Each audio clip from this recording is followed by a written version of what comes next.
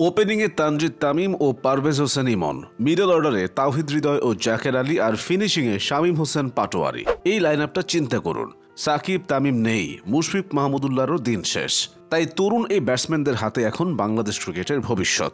তারাও ধীরে ধীরে পায়ের তলায় মাটি খুঁজে পাচ্ছেন, দিচ্ছেন আস্থার প্রতিদান। মাহিদুল অঙ্কন তো নিজেকে নতুন রূপে হাজির করছেন। সবচেয়ে মুগ্ধ করছেন শামীম পাটোয়ারি। অনূর্ধ্ব-19 বিশ্বকাপ জয়ী এই ক্রিকেটার তার সহজাত পাওয়ার হিটিংয়ের জন্য অনেক আগেই সবার নজর কেড়েছেন। শামীম যে ধরনের ব্যাট করেন, বাংলাদেশে তিনি সেটার সূচনা করেছেন। রিভার্স সুইপ, স্কুপ, ফুল, হুক, ভয়ডরহীন ক্রিকেটটা তার আত্মায় মিশে আছে। কিন্তু সফলতার জন্য ধারাবাহিকতাও বড় একটা বিষয়। শামীম শুরুতে ছিলেন অধারাবাহিক, জাতীয় দলে এসেছিলেন, আবার বাদও পড়েছিলেন।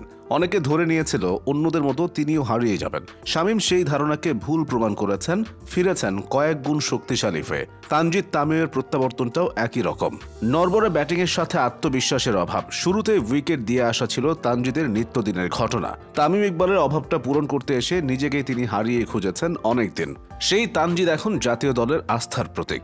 রান করার ক্ষুধা যেমন আছে, তেমনি নিজেকে তিনি ছক্কা মেশিনে পরিণত করেছেন। পাওয়ার প্লের সুবিধাটা আদায় করতে তার মতো ব্যাটসম্যানই প্রয়োজন। তাই তানজিদ তামিমে ভর করে ওপেনিংয়ে নতুন দিনের সম্ভাবনা দেখতেই পারে বাংলাদেশ ক্রিকেট। তাওহিদ হৃদয়কে তুলনা করা হয় মুশফিকুর রহিমের সাথে। মিস্টার ডিপেন্ডেবলের সাথে হৃদয়ের কিছু সাদৃশ্যও মিলে যায়। তারা দুজনেই মিডল অর্ডারে দলের ভরসা হন। চাপের মুহূর্তে নেমে দেখে শুনে ব্যাটিংটা করতে পারেন। শুরুতে হৃদয় ঝলকটাও দেখিয়েছেন বেশ। এশিয়া কাপ, বিশ্বকাপের মতো বড় আসরে বাংলাদেশের ভরসা হয়েছেন। কিন্তু দিন যত গড়াচ্ছিল, হৃদয়ের ব্যাটিংয়ের দুর্বল দিকগুলোও যেন ততই ফুটে উঠছিল। আউটের ধরনগুলোও ছিল দৃষ্টিকটু। ভাগ্য সহায় হয়েছে, অন্যদের মতো তাকে বাদ পড়তে হয়নি। ম্যাচে থেকে তিনি নিজের ভুলগুলো শুধরে নিচ্ছেন, বাধা বিপত্তি পাড়ি দিয়ে এগিয়ে যাচ্ছেন। উদীয়মান ব্যাটসম্যানদের প্রসঙ্গ উঠলে জাকের আলীর নামটা বলতেই হয়। তাকে নিয়ে কোচ সালাউদ্দিনের কথায় সত্যি হয়েছে।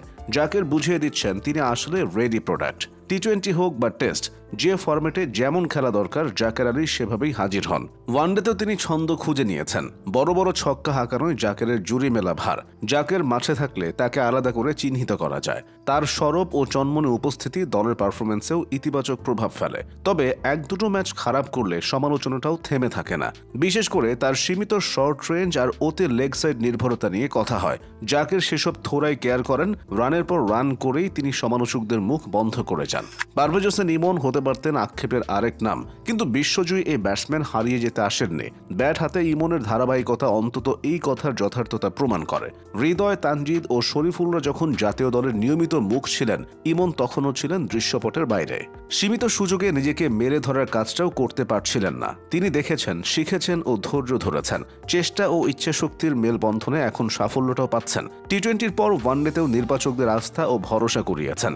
ভরসা হতে পারেন মাহিদুল ইসলাম অঙ্কন। তরুণ এই ব্যাটসম্যানের মাসেল পাওয়ার নেই, সুঠাম দেহও নেই, কিন্তু তিনি ছক্কা হাঁকান ক্যারিবীয় স্টাইলে। চিকন চাকন শরীর নিয়েও অঙ্কন 22 গজে ঝড় বইয়ে দেন। বিপর্যয়ের মুখে যেমন ধরে খেলতে পারেন, আবার প্রয়োজনের তাগিদে দ্রুত গতিতে রানও তুলতে পারেন। এটাই তার ব্যাটিংয়ের সবচেয়ে বড় বৈশিষ্ট্য।